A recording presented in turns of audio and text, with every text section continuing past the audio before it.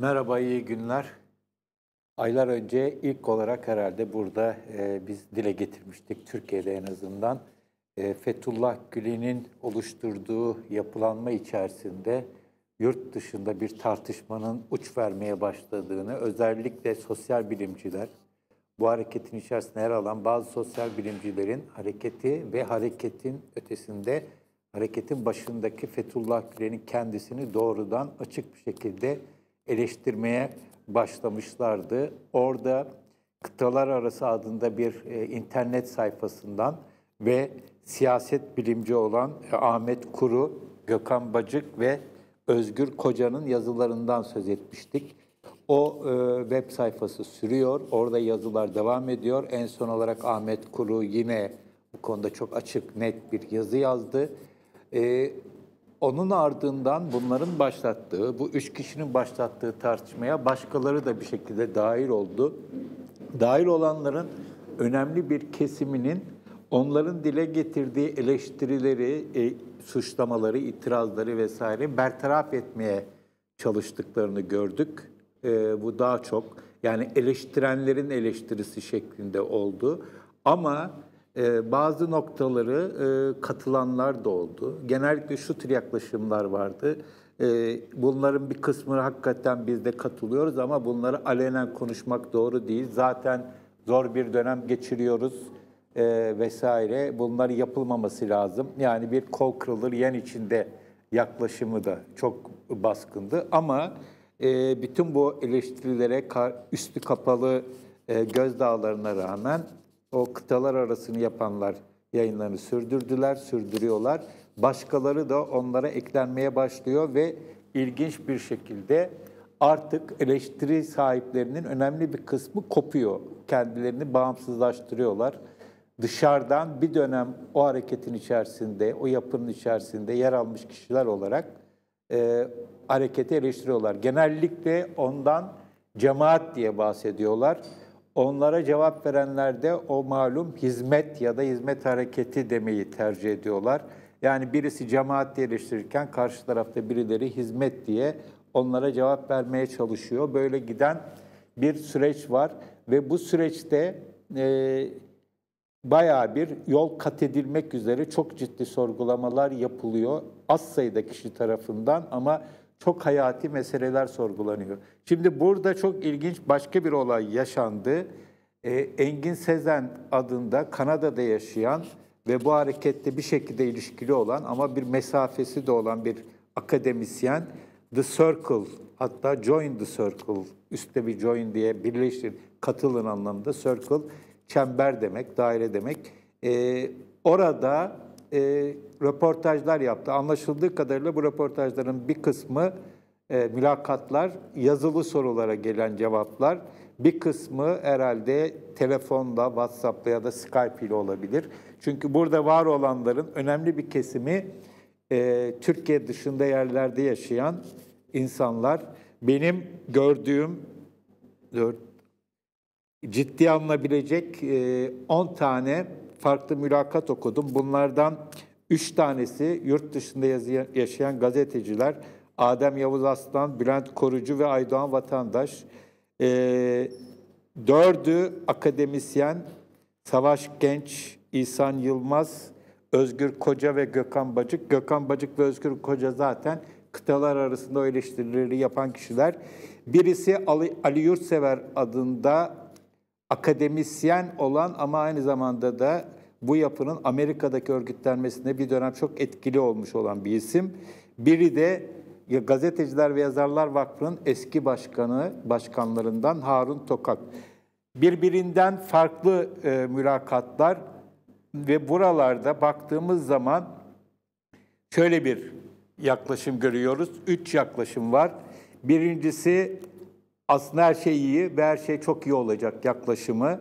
Bunu yapanlar daha çok gazeteciler oluyor ya da STK'larda, yani bu yapının kurumlarında görev almış kişiler de oluyor. Mesela Ali Yurtsever, Harun Tokak gibi isimler çok fazla biz de eleştiriyoruz canım tadında bir takım lafları var ama çok da fazla bir şey söylemiyorlar. Genellikle yöneltilen eleştirileri bertaraf etme yoluna gidiyorlar. Benzer bir şeyi gazeteci Bülent Korucu'da da görüyoruz. O da eleştirenlerin eleştirisini daha çok yapıyor. Ama akademisyenlere baktığımız zaman zaten Gökhan Bacık ve Özgür Koca'yı bahsettik. Onlar çizgilerini daha da ileri noktalara taşıyarak ki Özgür Koca artık bir cemaat dediği yapıyı bir öteki yapı olarak, bir umutsuz vaka olarak görüyor. Öyle bir yaklaşımı var. Ama beni en çok etkileyen, buradaki mülakatlarda en çok etkileyen bir başka siyaset bilimci Savaş Genç oldu. Savaş Genç aslında kıtalar arasının başlattığı tartışmaya da dahil olmuştu. Orada yazısı çıktı mı şu anda çok emin olamadım ama benzer bir dalga boyunda gidiyor. Bir dönem burada önemli Fatih Üniversitesi'nde mesela Uluslararası İlişkiler Bölümünün başkanlığını yapmış. Zaman Gazetesi ve STV'de yorum yapmış. Aksiyon Dergisi'nde yazarlık yapmış birisi ama şu anda Avrupa'da yaşıyor anladığım kadarıyla ve tam bir kopuş yaşıyor. Onun söylediklerinden bazı bölümleri okumak istiyorum. Bunların çok önemli olduğunu düşünüyorum. Biraz uzun olabilir, kusura bakmayın. Ortada hala cevaplanmamış çok ciddi ve insanın içini acıtan sorular var. Neden ısrarla hiç hata yapılmadı söyleminin ardına saklanılıyor? Bu cemaati kastediyor. Neden hala tek hata AKP'ye güvenmiş olmaktır savunmasıyla top taca atılıyor? Ki bu en çok yapılan yaklaşım bu.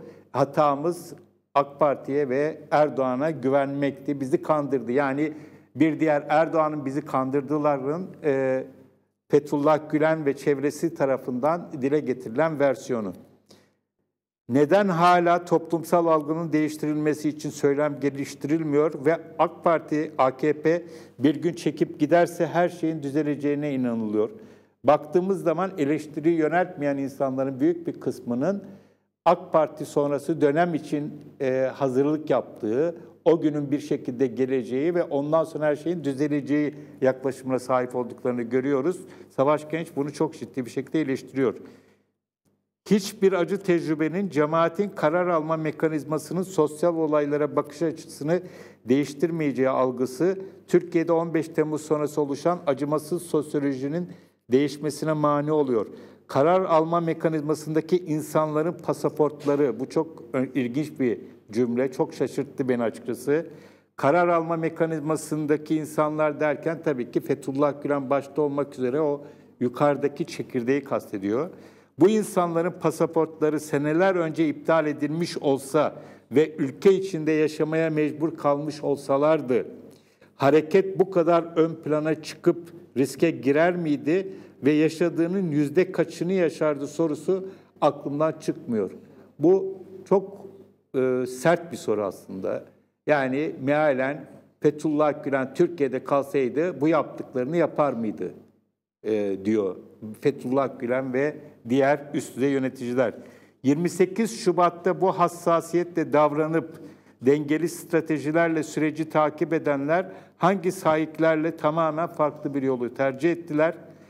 Tüm yapısal sorunlar, tayinleri bile cezalandırma yöntemi. Tayin derken bu yapı kendi içerisinde bir yerden bir yere insanları tayin ediyor. Yani bir ülkeden bir ülkeye, bir okuldan başka bir okula, bir kurumdan bir başka kuruma. Bu çok yaptığı bir şey ve Fethullah Gülen'in kimi zaman ödüllendirmek ama çokça da cezalandırmak için başvurduğu bir yöntem.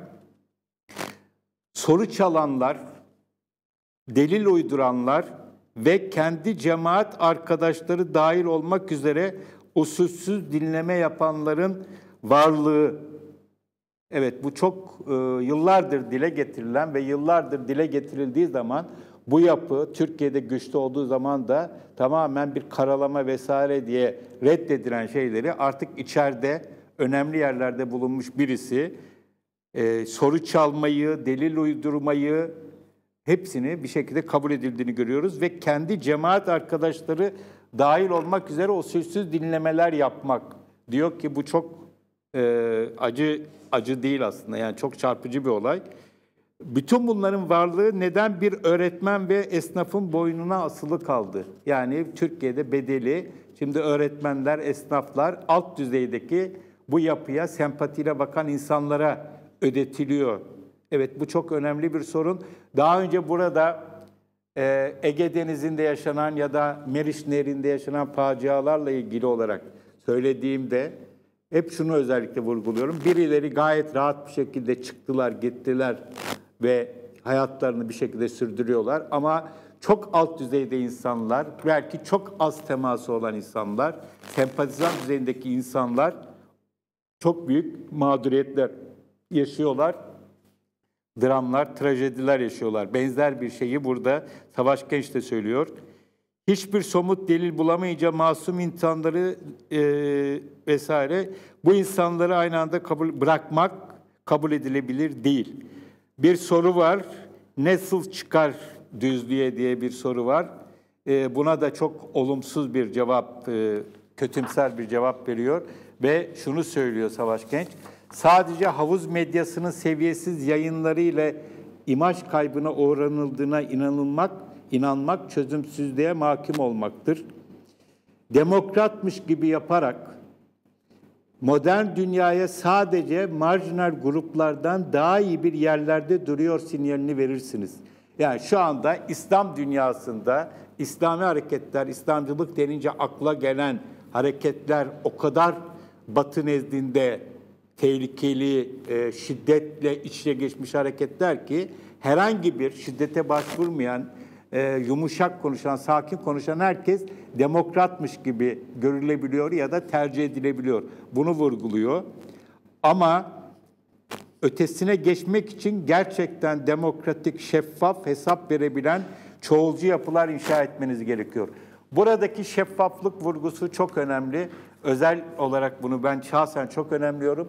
Yıllar önce Fethullah Gülen Türkiye'de çok etkiliyken, yani kendisi Türkiye'de değildi ama kendi yapısı AK Parti ile çok iyi ilişkilerle adım adım geliştirirken, daha Ergenekon süreci başlamamıştı ama başlamaya yakın bir süreçte Vatan Gazetesi'nde bir açık mektup yazmıştım ve orada neden şeffaf değilsiniz sorusunu sormuştum. Bayağı bir tartışılmıştı. Özellikle o yapının kendi içerisindeki tartışma gruplarında da bu konunun tartışıldığını biliyorum. Neden açık değilsiniz, neden şeffaf değilsiniz sorusuna. Bu soru zaten o tarihte çok kilit bir soruydu. Bu yapıyla mücadele etmek, bu yapıyı eleştirmenin en kilit sorusuydu. Ve orada bu soru boğuntuya getirilmek istenmişti. Genellikle şöyle yapılıyordu. Kim şeffaf ki biz olalım? İşte malum Türkiye'de İslami yapılara karşı devlet baskısı var, mecburen böyleyiz falan gibi bu soru geçersiz kılınmak isteniyordu. Ama dönüp baktığımızda sadece Savaş Genç'te değil, her türlü eleştiriyi dile getirenlerin ki bunların içerisinde Fethullah Gülen'e hala toz kondurtmak istemeyen gayri samimi insanlar da var. Onlar da bu yapının şeffaf olması gerektiğini, yöneticilerinin hesap verebilir olması gerektiğini söylemeye başladılar. Ama artık çok geç ve öyle bir şeyin artık çok fazla bir anlamı yok. Buradan ne çıkar? Buradan benim gördüğüm kadarıyla kopuşlar bireysel olarak devam edecek ama burada şöyle bir soru var.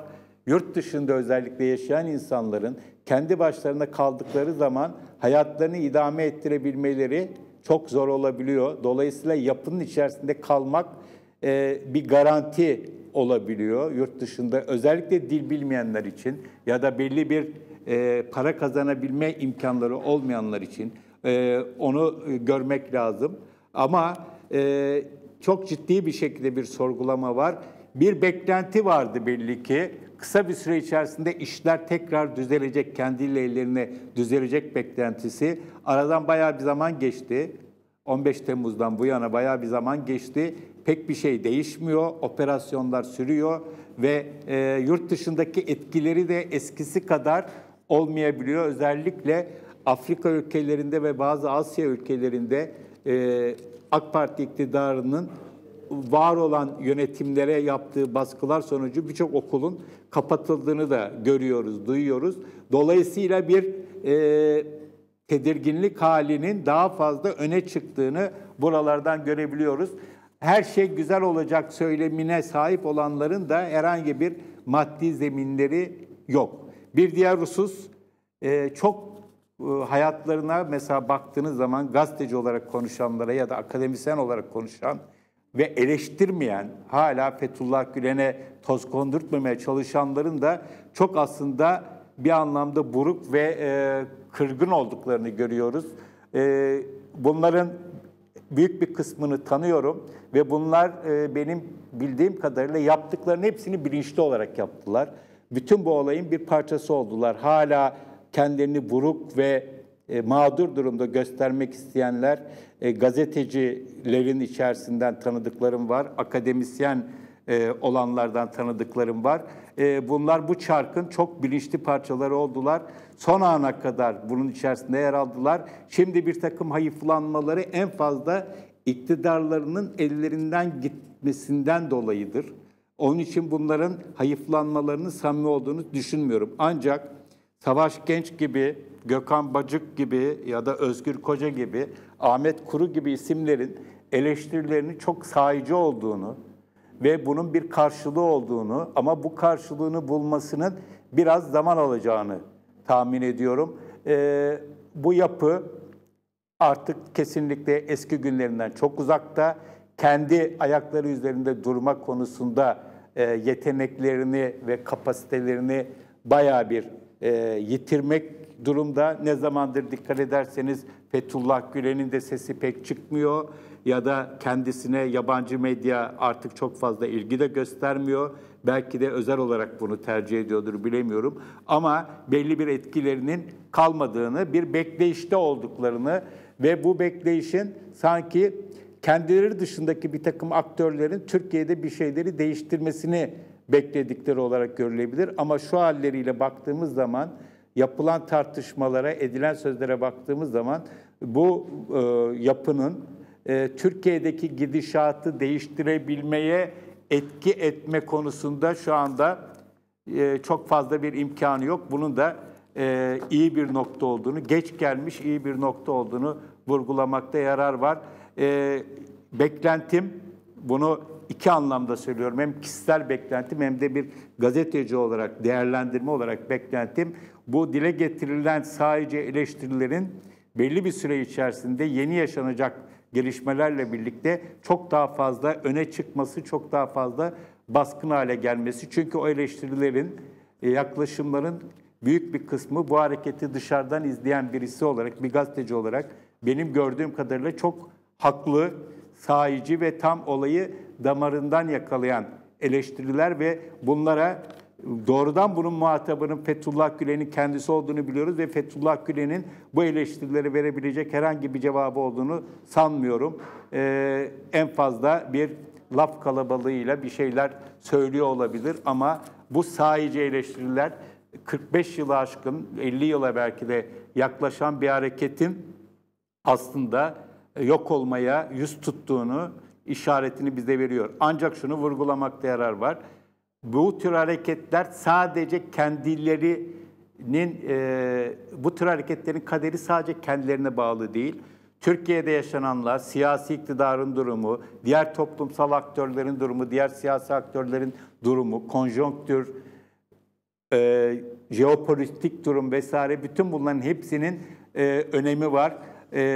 Türkiye şu haliyle yaşanan, Türkiye'nin şu anda içinden geçtiği kriz, alabildiğine kriz içinde olan bu hareketin, bu grubun, bu şebekenin hala kendinde bir gelecek beklentisine sahip olmasını mümkün kılıyor. Bunu da kabul etmek lazım. Normal şartlarda bütün bu yaşananlardan sonra tabelayı asması gereken, kapısına tabelayı asması gereken bir yapı, Türkiye'nin içinden geçtiği çok zorlu koşullar nedeniyle hala bir umut, kendisine tekrar sıranın geleceği umudunu taşıyabiliyor.